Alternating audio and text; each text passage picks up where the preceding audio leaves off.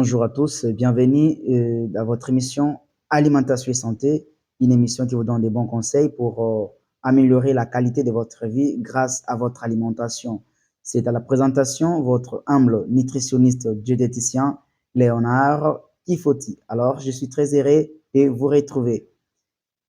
Ce matin, nous allons aborder un sujet aussi spécial. Nous allons parler autour d'un sujet qui concerne la plupart des cas de nos mères et de nos jeunes filles. Nous allons parler sur la consommation de kaolin, appelé communément mabélé.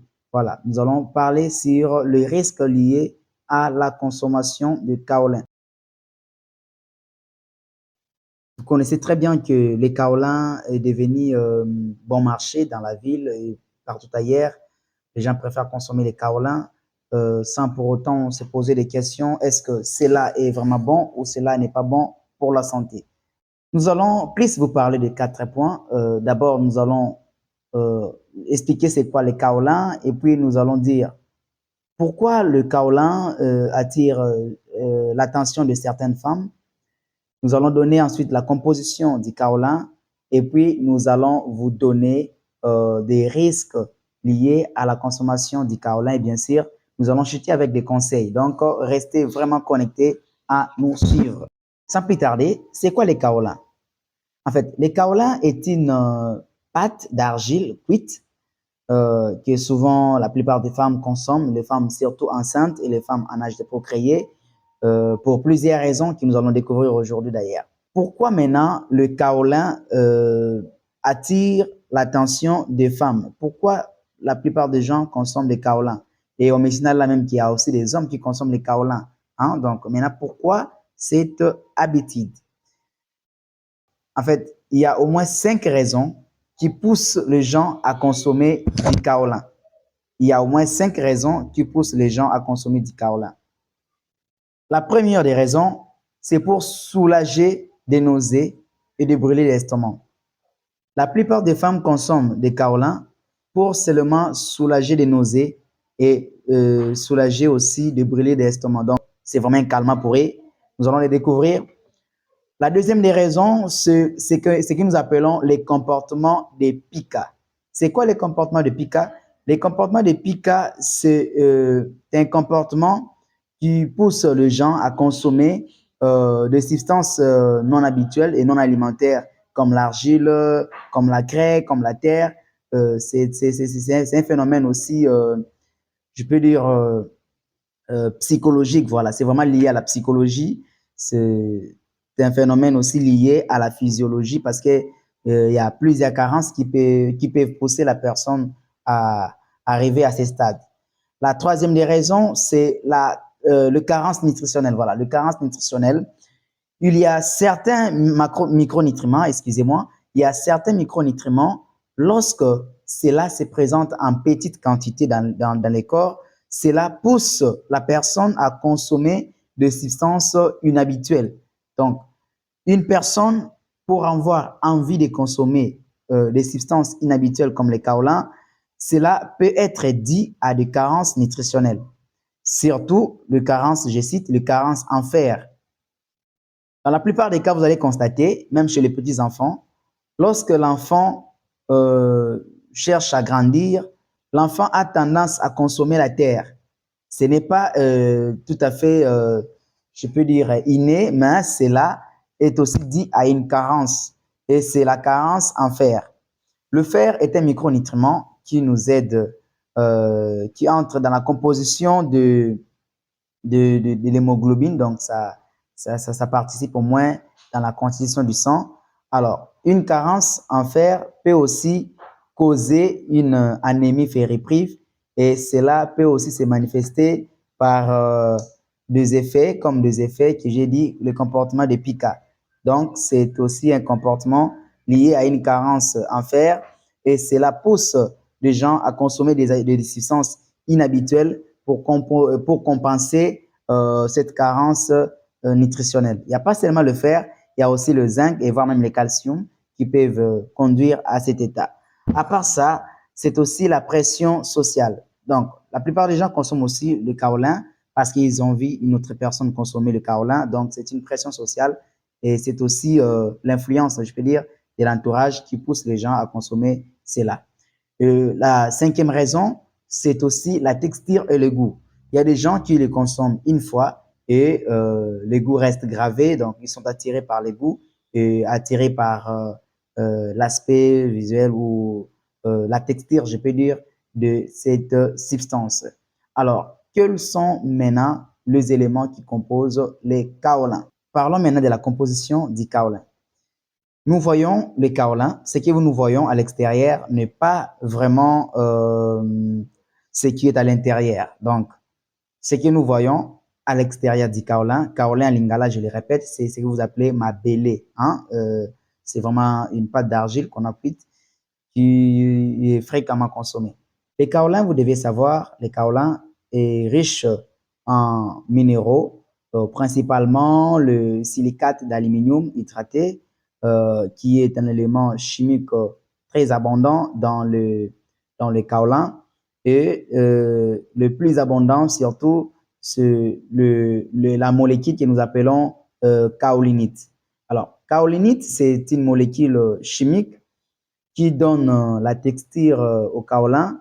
Ça lui donne la texture un peu pâtée, hein, pâteuse si nous le mélangeons avec l'eau. Donc, ça peut former des cols. C'est grâce à la kaolinite que les gens peuvent maintenant appliquer les kaolins pour faire des masques de visage. Vraiment, c'est ça l'objectif principal de cette molécule qui est les kaolins. Ce n'est pas d'abord pour consommer, c'est pour faire des soins de visage, pour faire des masques, tout ça. Alors, la kaolinite, c'est une molécule qui permet au kaolin de devenir très collant, de se mélanger avec d'autres éléments, sels minéraux, en arrivant au niveau des intestins. C'est vraiment grâce à cela que les kaolins deviennent très dangereux pour notre santé. Donc, les kaolinites, qui a la capacité de se coller, surtout à l'intestin, et empêcher l'entrée des autres sels minéraux, l'entrée de fer et bien d'autres. Et ça peut amener aux carences nutritionnelles. Voilà, ce n'est pas bon. Alors, deuxième molécule, c'est la silice. Silice, c'est un sel minéraux qui, une fois consommé en excès, cela peut détériorer les intestins. Donc, ça va les rendre un peu durs et ça va les rendre. Donc, vous mangez, mais les aliments que vous mangez ne seront plus bien assimilés par les intestins car cela sera vraiment détérioré, excusez-moi, et sera tirer, voilà, ça va tirer un peu les intestins et ça va le rendre un peu unifié, hein, donc ce n'est pas vraiment bien, ça va empêcher la digestion de se dérouler normalement. Troisième molécule qui contient les kaolins, c'est le fer. Attention, je ne parle pas de fer alimentaire, c'est le fer non alimentaire. Il contient le fer comme minerai, hein, mais c'est sous forme de traces. Alors, ces fers qu'on retrouve à l'état de traces dans les kaolins peut maintenant empêcher encore l'absorption de fer alimentaire, qui est le fer que notre corps en a besoin pour assurer ses fonctions. À part ça, ça contient aussi un élément chimique que nous appelons titane. Cet élément chimique qui d'abord est non digestible. Comprenez que donc cela n'a aucune importance pour notre santé. À part ça, le kaolin contient en petite quantité certains sels minéraux que le corps peut en avoir besoin, comme le magnésium, le calcium, le potassium et le sodium. Mais ce n'est pas la meilleure source de ces sels minéraux, il en contient en petite quantité. À part cela, le kaolin contient aussi les contaminants potentiels dangereux, comme le plomb qui est très dangereux, surtout pour la femme enceinte et le fœtus. Ça contient aussi l'arsenic qui est très toxique et cancérigène à long terme. Si vous le consommez trop, ça peut vous causer des cancers. Alors, ça contient aussi le mercure.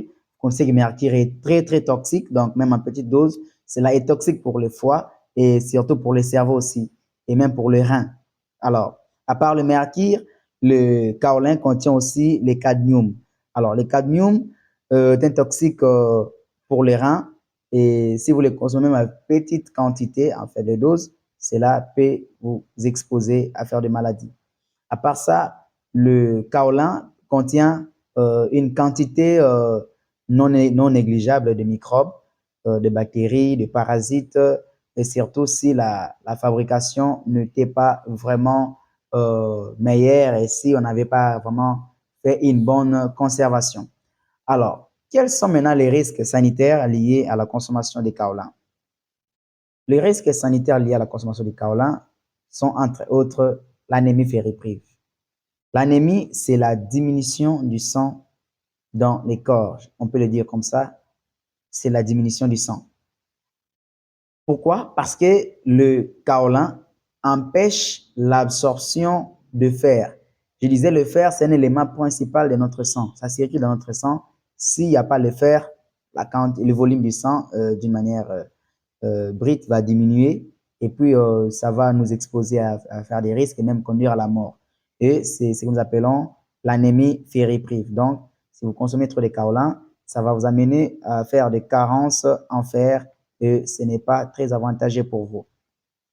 À part ça, ça va aussi faire entraîner des carences en zinc et bien d'autres micronutriments. Mais j'aimerais insister sur la carence en fer. Cela est aussi dû à la substance que j'ai appelée kaolinite, qui est capable de rendre les kaolins collants et ça entraîne l'adsorption. Pas l'absorption, mais l'adsorption. Donc, ça va interférer à l'absorption, ça va empêcher l'absorption et ça va aller entraîner des pertes en sels minéraux. Et ces mêmes pertes-là peuvent encore les comportements de pica. Parmi les signes de l'anémie, il y a aussi la consommation des substances inhabituelles.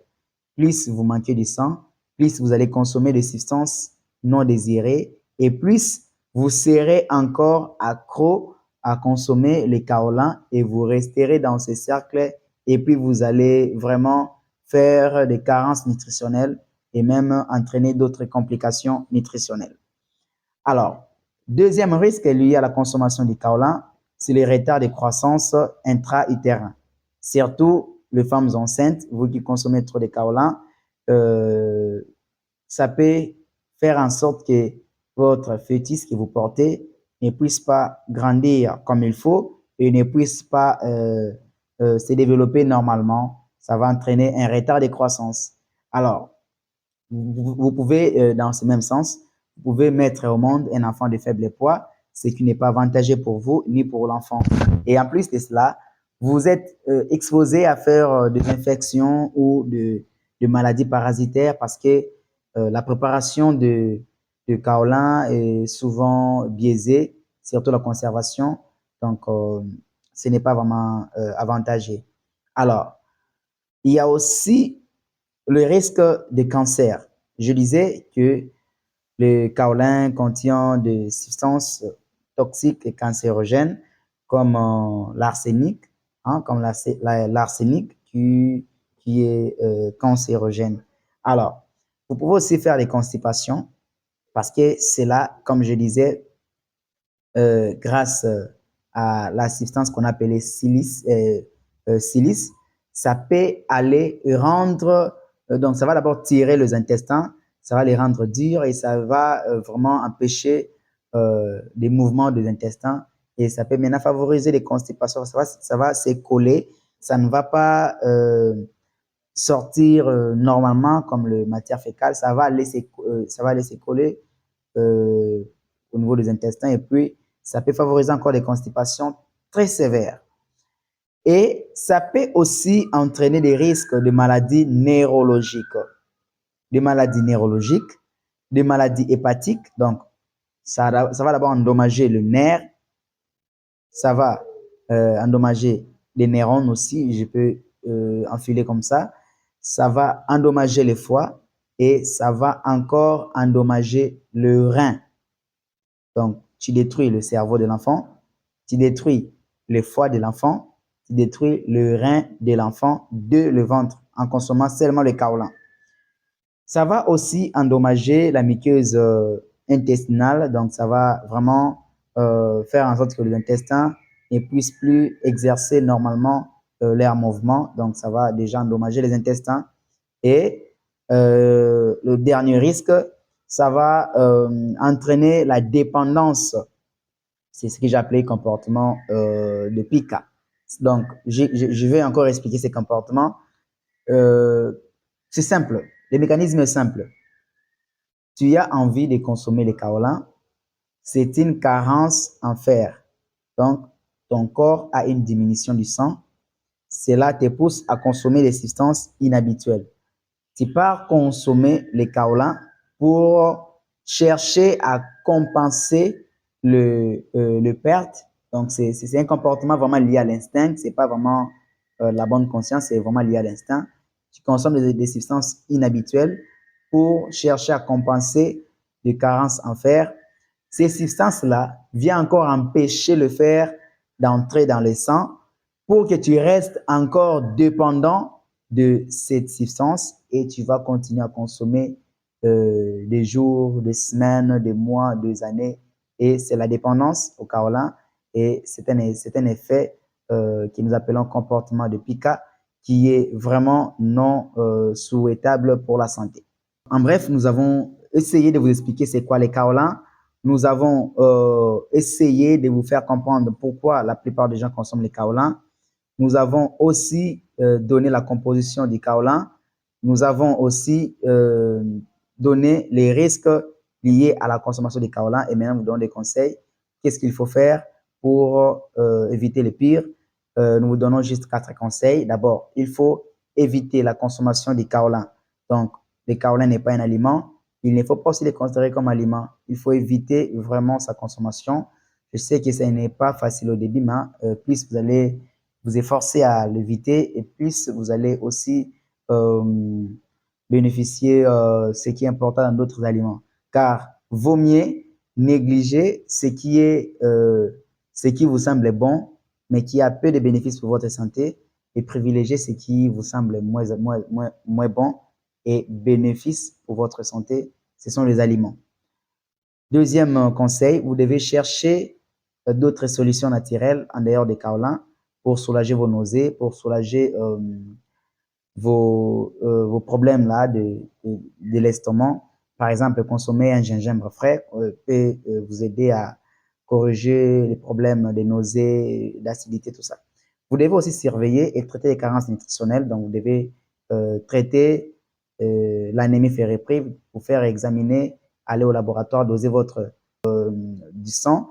S'il y a l'anémie, vous pouvez consommer des aliments riches en fer, que nous allons vous dire dans nos prochaines éditions. Et puis, vous allez vraiment rester en bonne santé. Alors, pour les femmes enceintes, vous devez faire des suivis réguliers, des suivis prénatals réguliers à travers ce que nous appelons la CPN. Donc, voilà ce que j'ai prévu pour vous. Alors, vous restez vraiment branchés à nous suivre. Vous ne serez jamais déçus. Bye.